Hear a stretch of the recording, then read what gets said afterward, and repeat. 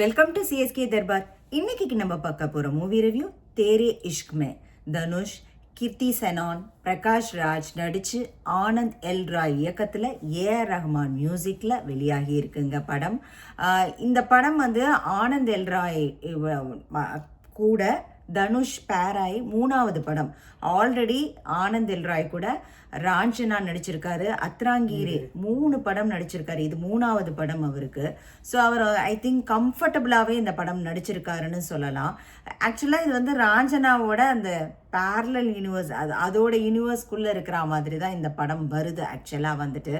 So இந்த படத்தோட one line story என்னன்னாக்க, இது வந்து ஒரு காம்ப்ளிகேட்டட் அக்ரெசிவ் ஆக்சுவலாக வயலண்ட் லவ் ஸ்டோரின்னு சொல்லலாம். ஸோ அந்த மாதிரி தான் இந்த படத்தோட கதைக்களம், ஒன்லைன் ஸ்டோரி. நான் ஃபுல் இன்டெப்த்தாக கதையெல்லாம் போகிறது இல்லை, ஏன்னா அப்புறம் உங்களுக்கு பார்க்குற இன்ட்ரெஸ்ட் இருக்காது படத்தில். ஸோ இந்த படத்தோட மெயின் நாதம்னு சொல்லலாம், அடிநாதமே வந்துட்டு மியூசிக். நம்ம எல்லாருமே அந்த 100 மில்லியன் வியூஸ் போன அந்த தேரே இஷ்க்மே அந்த சாங் வந்து எனக்கு அவ்வளோ பிடிச்சது. அது ரிப்பீட்டட் மூடில் போயிட்டு இருந்தது ஏஆர் ரஹ்மானோட மியூசிக்கில். ஸோ அது சூப்பர்பாக இருக்குது. அந்த ஃபுல் படத்துக்கும் தேரே இஷ்க்மே அந்த பேக்ரவுண்ட் மியூசிக் போட்டுக்கிட்டே இருக்காங்க. அந்த பாட்டு பாடினது வந்து யார்? ரோஹித் அவர். அது வந்து இவர் அர்ஜித் சிங் அவர் தான் பாடியிருக்காரு. சூப்பரா பாடியிருக்காரு. அதுல எல்லா பாட்டும் அவர் பாடியிருக்காரா இல்ல எப்படி? ஒரு பாட்டு தான் பாடியிருக்காரு, ஒரே ஒரு பாட்டு தான். ஓகே, அதுல வந்து நல்லா இருக்குங்க அந்த ஜிகிர்தண்டான்னு ஒரு பாட்டு. ஆல்சோ வந்துட்டு சின்னவரேன்னு ஒரு தமிழ் சாங்கே வருது. ஆக்சுவலா இதுல வந்துட்டு பிரகாஷ் ராஜ் அப்பாவும் தனுஷ் வந்து பையனாவும் வராரு. 2 பேருமே சென்னையிலேருந்து தமிழ் பேசுறவங்க தான். ஸோ அதனால சின்னவரே அப்படிங்கிற ஒரு தமிழ் சாங்கே ஃபுல் என்டையர் தமிழ் சாங் வருது. ஸோ அங்கங்கே நம்மளால தமிழ் டயலாக்ஸும் கேட்க முடியுது. ஸோ அதனால அது வந்து நம்ம தனுஷ் அப்படிங்கிறது வந்து அங்கங்கே வந்து நமக்கு வந்து நல்லாவே ரொம்ப ஒரு மாதிரி ஹாப்பி ஃபீலிங் கொடுக்குதுன்னு வச்சுக்கோங்களேன். அவர் இந்த வருஷம் எத்தனாவது படம் நடிச்சிருக்காரு இந்த தனுஷ் வந்து?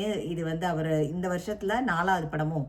ஆமாம், பேக் டு பேக் நடிக்கிறாரு. ஐ மீன் ஒரு இங்கிலீஷ் படம் நடிச்சிருந்தாரு, பேர் எனக்கு வரல. பட் அதுக்கப்புறம் இது குபேரா தெலுங்கு, அதுக்கப்புறம் இட்லி கடை தமிழ் படம், அதுக்கப்புறம் அது முடிச்சுட்டு இப்ப இது எல்லா லாங்குவேஜ்லயும் நடிச்சிட்டாருங்க. ஒரு இங்கிலீஷ், ஒரு தெலுங்கு, அப்புறம் ஒரு ஹிந்தி, ஒரு தமிழ், எல்லா லாங்குவேஜும் நடிச்சிட்டாரு. இதுல சென்னை பையனா வர்றாரு.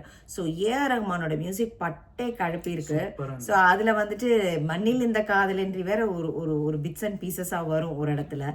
ஸோ அதெல்லாம் கேட்கும்போது கொஞ்சம் மனசுக்கு ரொம்ப சந்தோஷமா இருந்ததுன்னு வச்சுக்கோங்களேன். நாங்க போன தியேட்டர்ல ஃபுல்லு ஆக்சுவலா. இந்த டைரக்டர்னாலேயோ, இந்த டைரக்டர் நல்ல நல்ல படம்லாம் எடுத்திருக்காருல்ல, எடுத்திருக்காரு, நிறைய படம் எடுத்திருக்காரு ஆக்சுவலி ஆனந்த் எல் ராய். அந்த டைரக்டருக்கு அண்ட் தனுஷுக்குமே இப்ப நல்ல ஃபேன்ஸ் வந்துருச்சு. ஆல்மோஸ்ட் எல்லா இதுவும் டிக்கெட் ஃபுல் ஆயிடுச்சுன்னு நினைக்கிறேன். வீக்கெண்டும் ஃபுல்லு. அதுவும் பயங்கர இது வந்து நார்த் இந்தியாவில் தான் கலெக்ஷன் வந்து எல்லா லைக் ஃபுல் வீக்கெண்ட் ஃபுல்லாக எல்லா தியேட்டர்லையும். So they're expecting at least 300-400 crores final run. Okay, தனுஷோட ஆக்டிங் வந்து ரொம்ப சூப்பர்பா தான் அவரோடது.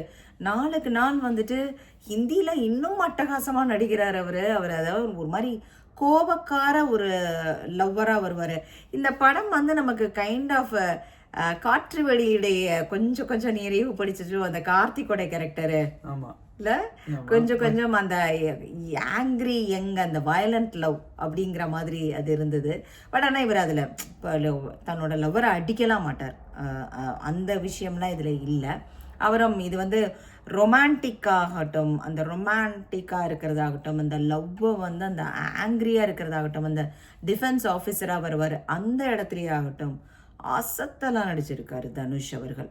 ஓ மை காட், ஒவ்வொரு படத்துலேயும் அவர் வந்து போட்டு நடிக்கிறாரு. அவர் நல்ல இவால்வ் ஆகிட்டே இருக்காரு. நிறையா இனிமேல் ஹிந்தி படத்தில் நிறையா அவருக்கு ஃபேன்ஸும் வந்துருச்சுங்க. நிறையா படத்தில் நடிப்பாருன்னு நினைக்கிறேன். ஓகே, அடுத்தது வந்து கிருத்தி செனான். அவங்களும் செம்ம ஆக்டிங்கு. அவங்க வந்துட்டு இதுதான் தனுஷ் கூட நடிக்கிற ஃபர்ஸ்ட் படம்னு நினைக்கிறேன் அவங்க பேர் பண்ணுறதுன்னு சொல்லிட்டு. அவங்க 2 பேர்த்துக்கும் உள்ள அந்த ஃப்ளாஷ்பேக், இது வந்து எப்படின்னா ஃப்ளாஷ்பேக்கு அதுக்கப்புறம் ரியல், அந்த மாதிரி 2 மாற்றி வரும். ஸோ 2 இதுலேயுமே அட்டகாசமாக நடிச்சிருக்காங்க அவங்க வந்துட்டு. 2 பேருமே வந்துட்டு அந்த ஃப்ளாஷ்பேக்லேயும் சரி, ப்ரெசன்ட் போர்ஷன்லேயும் சரி, அது ரொம்ப நல்லா நடிச்சிருக்காங்க. அடுத்தது முக்கியமாக ஸ்பெஷல் மென்ஷன்னு சொல்லலாம் பிரகாஷ் ராஜ். அப்பாவா வருவார், தனுஷோட அப்பாவா, நம்ம தமிழ் அப்பாவா தான் வருவார். ஒரு சீன் வருங்க, அதாவது இப்போ இந்த கீர்த்தி செனானோட அப்பா வந்து சொல்லி எல்லாத்தோட கால்லையும் விழுவார்.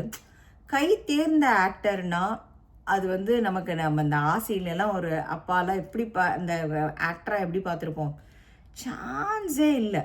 நம்ம அந்த இதில் கில்லியில் செல்லம் அப்படின்பாரு ஒவ்வொரு ஆக்டர். இதில் வந்து அப்பாவை அப்படியே மாறி பையனுக்கோசரம் என்னென்ன பண்ண முடியுமோ அத்தனையும் பண்ணுறது, காலில் விழுகிறது, சான்ஸே இல்லாத ஆக்டிங். அவர் வந்துட்டு ஒரு வெரி ஃபியூ சீன்ஸ் தான் நடிச்சிருக்காரு. பட் ஆனால் அந்த இம்பேக்ட் வந்து பயங்கரமாக இருக்குது. உனக்கு வந்து இந்த 3 பேர் அடுத்தது நம்ம வேற இதுக்கு போகலாம். ஸோ உனக்கு இந்த 3 பேர்ல கொஞ்சம் சொல்றியா நீ எப்படி ஆக்டிங் இருந்ததுன்னு? தனுஷோட ஆக்டிங் வேற லெவல் இந்த படத்துல, சூப்பரா இருந்தது actually. Like from crying, the anger, laughter எல்லாமே. லவ் ஆகட்டும், இனிஷியல் போர்ஷன்ஸும் கொஞ்சம் ஜாலியாக இருக்கும் ஆக்சுவலி. அவரோட character but it will slowly turn into madness. அதெல்லாம் சூப்பராக அவர் வந்து பண்ணியிருந்தாரு.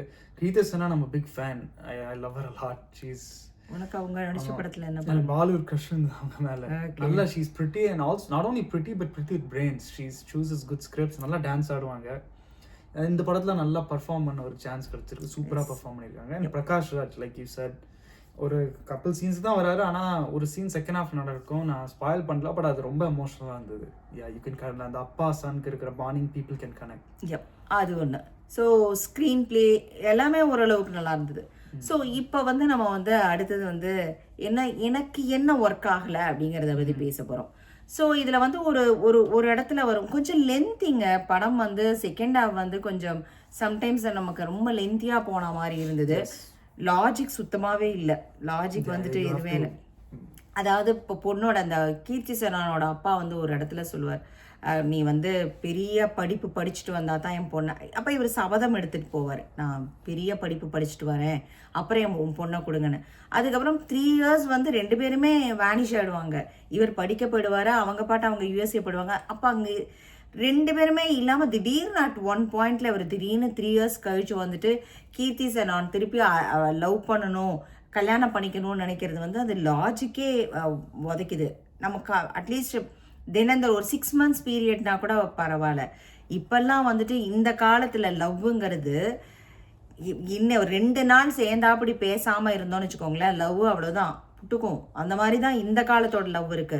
இதெல்லாம் 90s எடுத்திருந்தாங்கன்னு வச்சுக்கோங்களேன், இந்த மாதிரி ஒரு லவ் சப்ஜெக்ட் செம்ம சூப்பராக ஒர்க் அவுட் ஆயிருக்கும். ஏன்னா அப்போல்லாம் ஒரு பையனையே உருகி லவ் பண்ணுவாங்க. ஆனால் இப்போல்லாம் அப்படிலாம் இந்த காலத்தில் 2025ல நீங்கள் ஒரு வாரம் சேர்ந்தாப்படி ஒரு ஆணும் பெண்ணும் பேசலைன்னா அந்த லவ்வே புட்டுக்கும். அந்த மாதிரி இருக்குது இந்த காலத்தோடது.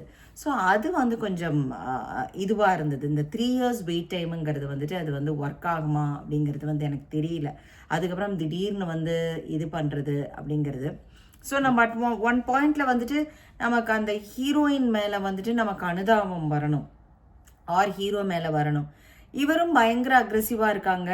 அதே மாதிரி ஹீரோயின் வந்துட்டு ப்ரெக்னெண்ட்டாக இருப்பாங்க சரியா ஒரு பாயிண்டில் அவங்க வந்து. ஆனால் வந்து நான் வந்து இது ஆண் பெண் அப்படிங்கிற மாதிரிலாம் பேசல. அதில் வந்து ஸ்மோக் பண்ணுவாங்க. அந்த ப்ரெக்னெண்ட்டாக இருக்குது, நம்ம யூஸ்வலாகவே ப்ரெக்னெண்ட்டாக இருக்கிற உமன் வந்து எதுவும் பண்ணக்கூடாதுன்னு நினைப்போம். அவங்க ஸ்மோக் பண்ணுவாங்க, ட்ரிங்க் பண்ணுவாங்க, எல்லாமே பண்ணுவாங்க. ஒரு குழந்தையோட பர்ஸ்பெக்டிவ்ல அது யோசிக்கவே மாட்டாங்கன்னா இங்கே ஆண் குளிக்கக்கூடாது பெண் அப்படிலாம் பேச வரல. ஆனால் ஒரு குழந்தை இருக்கும்போது நம்ம எல்லாருமே சொல்கிறது அதுதான். அது கொஞ்சம் டைரக்டர் வந்து கொஞ்சம் அழகாக கையாண்டிருக்கலாம்னு எனக்கு தோணுச்சு. ஸோ ஒரு ப்ரெக்னென்ட் உமன் காமிக்கும்போது நமக்கே அப்படியே பதைக்குது, ஐயோ எதுக்கு இதெல்லாம் பண்ணுறாங்க அப்படிங்கிற மாதிரி. ஈஸியாக அவங்க பாட்டு குடிச்சுக்கிட்டே இருக்காங்க, அது வந்து வயிற்றில் குழந்தை இருக்கும்போது. ஸோ அதெல்லாம் கொஞ்சம் வந்து எனக்கு ஒர்க் அவுட் ஆகலை. அது வந்துட்டு மேபி சம்டைம்ஸ் இதை பார்க்குறவங்க நீங்கள் பூமர் அப்படின்னு கூட என்ன சொல்லலாம். பட் ஆனால் எனக்கு ஒர்க் ஆகலை அது வந்துட்டு. ஸோ அந்த சீன்ஸ் எல்லாம் கொஞ்சம் டைரக்டர் வந்து அட்லீஸ்ட் ப்ரெக்னெண்ட்டாக இருக்கும்போது குடிக்காமல் அந்த மாதிரி பார்த்துருக்கலாம். ஸோ மேபி அந்த கடைசியோட கிளைமேக்ஸுக்கு அது வேணுமோ அப்படின்னு தோணி அப்படி வச்சிருக்காரான்னு தெரில. ஓவராலாகவே இந்த ரொம்ப இந்த ஹீரோயின்ஸ் எல்லாம் நான் 2 பேரையுமே சேர்த்தா சொல்கிறேன், ரொம்ப சிகரெட் குடிக்கிறது அது படம் பூரா இருக்குது. அது ரொம்ப தேவையில்லையோன்னு தோணுது. இனிமேல் படங்கள்லாம் வந்துட்டு கதைக்கு பயங்கரமாக முக்கியத்துவம் கொடுக்கலாம் அப்படிங்கிறது என்னோட கருத்து. ஸோ இதெல்லாம் வந்து கொஞ்சம் மெருகேற்றி இருக்கலாம். அந்த செகண்ட் ஹாஃபில் வந்து கொஞ்சம் கதை வந்து நீளமாக போயிட்டு வேற எங்கெங்கேயோ டச் பண்ணிவிட்டு அதுக்கப்புறம் திருப்பியும் கதை கூட ஜாயின் ஆகுது. ஸோ அதெல்லாம் இருந்தது. ஸோ இதெல்லாம் எனக்கு கொஞ்சம் ஒர்க் அவுட் ஆகலை படத்தில். மிச்சப்படி உனக்கு வேறு என்ன இந்த படத்தை பற்றி சொல்லணும்? வேறு ஏதாவது இன்ஃபர்மேஷன் நீ நிறையா கலெக்ட் பண்ணி வச்சுருப்பியே ஸோ ஃபார்? என்னென்ன கலெக்ட் பண்ணி வச்சுருக்க Rohitha? Right, I mean, overall, yeah, there were so many, I don't want to get into it, but there were so many problematic moments. நான் எப்போ இது ஒர்க் ஆகாது, எனக்கும் சில இது அந்த மாதிரி ஒர்க் அவுட் ஆகலை. But at the same time director had a vision, and அது வந்து மெயினாக it's to take a toxic love story, right? It's about 2 people who can, like, they want to love, but unfortunately they're in the wrong generation to love. அதான் அவரோட point. ஏன்னா அந்த மாதிரி தான் படங்களும் எடுக்கிறாரு. ஸோ எஸ், ஆனால் அதில் லாஸ்ட் சீனில் அந்த டயலாக் வருங்க. ஆனால் அதில் வந்துட்டு இதுதான் லாஸ்ட் ஜெனரேஷன், அதாவது லவ்வா பண்ணுற ஜெனரேஷன். அதான் அது உண்மைதான். இப்பெல்லாம் வந்து அவ்வளோ தூரம் லவ் எல்லாம் பண்ண அந்த டயலாக்ஸ் எல்லாம், ஒரு சில டயலாக்ஸ் எல்லாம் பயங்கர பவர்ஃபுல்லாக இருந்தது. அப்புறம் உள்ள சில இது, yes there were problems, but yeah, if you can ignore all those logic loopholes and stuff, definitely music கோஸ்ரம், தனுஷ் ஆக்டிங் எல்லாமே செம்ம சூப்பரா இருந்தது. ஸோ வந்துட்டு ஏன்னா பாலிவுட்ல இது பயங்கரமா ஆல்ரெடி வசூல் பண்ணிட்டு இருக்கு, பயங்கரமா ஓடுங்க. ஏன்னா எனக்கு சையாரா ரொம்ப பிடிச்சிருந்தது. ஸோ இந்த மாதிரி லவ் சப்ஜெக்ட்ஸ் எல்லாம் அங்க ரொம்ப நல்லா ஓடுறதுக்கான சான்சஸ் இருக்கு. நல்லா ஓடும்னு நினைக்கிறேன். இந்த படம் வந்துட்டு நார்த் இந்தியால எல்லாம் நல்லா ஓடும்னு நினைக்கிறேன். ஈவன் தமிழ்நாட்டிலயும் இங்கேயுமே நிறைய தமிழ் மக்களையும் நான் பார்த்தேன். ரொம்ப நல்லா எல்லாத்துக்கும் பிடிச்சிருந்தது படம். ஸோ இந்த மாதிரி நீங்கள் இன்கேஸ் உங்களுக்கு இந்த மாதிரி லவ் சப்ஜெக்ட் பிடிக்கும் அப்படின்னு சொன்னீங்கன்னா டெஃபினட்டாக போய் பாருங்கள். நம்ம தனுஷ் சார் வந்து அசத்தி இருக்கார். நம்ம தமிழ் அப்படிங்கிறது தமிழ் த்ரூ அவுட்டாக வருது. ஸோ அதனால் ரொம்ப அசத்தலாக இருக்குது. நீங்களும் போய் இன்கேஸ் உங்களுக்கு லவ் சப்ஜெக்ட் பிடிக்கும்னா போய் பாருங்கள். தேங்க்ஸ் ஃபார் வாட்சிங்.